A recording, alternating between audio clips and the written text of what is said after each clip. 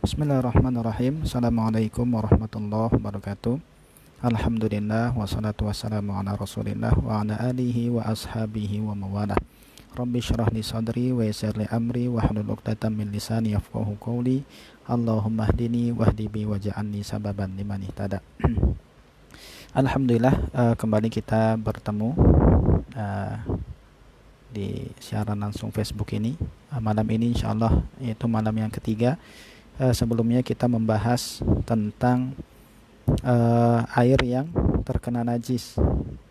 Kemarin kita sudah sampaikan air yang terkena najis kalau misalnya dia tidak berubah warna, rasa dan baunya, maka dia tetap hukumnya suci, tohur, dia suci dan bisa digunakan untuk bersuci. Lalu bagaimana kalau misalnya air yang terkena najis? Maka kalau misalnya air yang terkena najis ini sampai berubah rasa, bau dan juga warnanya, maka dia tidak lagi suci atau tidak lagi bisa digunakan untuk bersuci.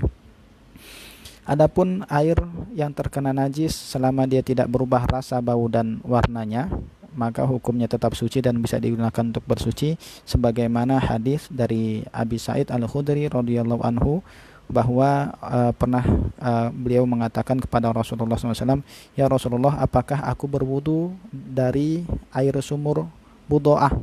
Air sumur Budoah ini air sumur yang kemudian terkena najis, gitu.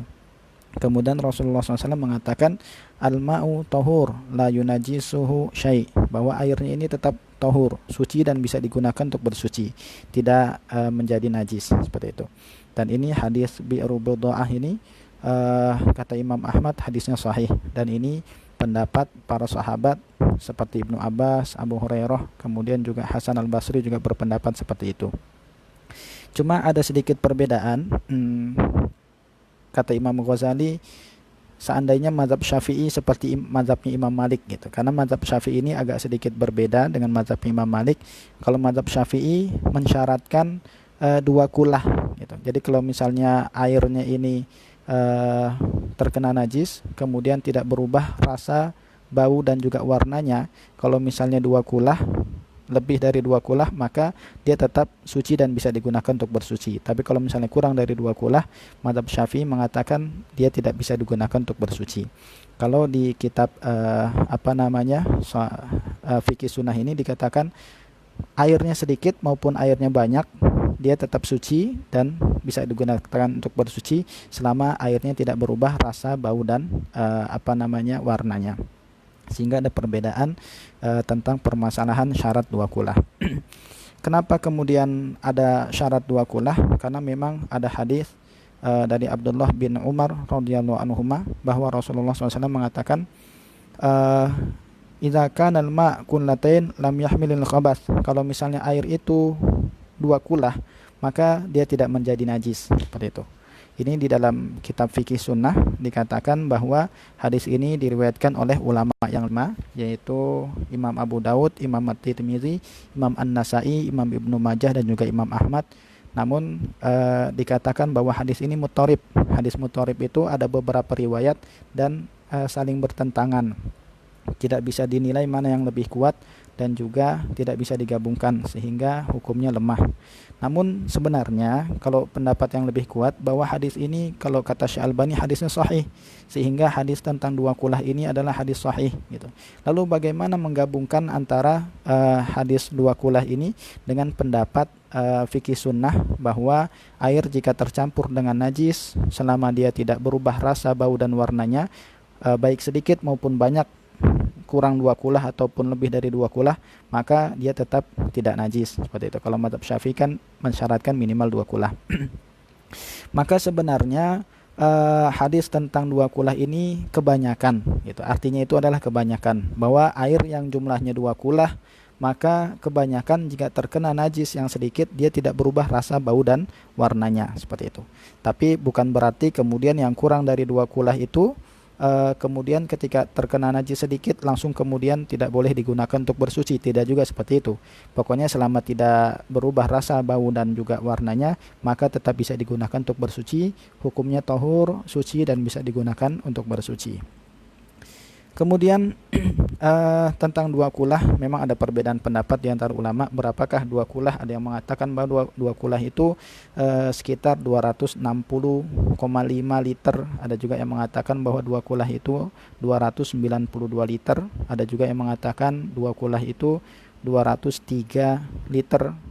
Ada juga yang mengatakan bahwa dua kulah itu kalau misalnya air berada di satu ember atau di satu bak, maka panjangnya ini satu hasta, 1/4 hasta, kemudian lebarnya 1/4 hasta, kemudian dalamnya juga 1/4 hasta.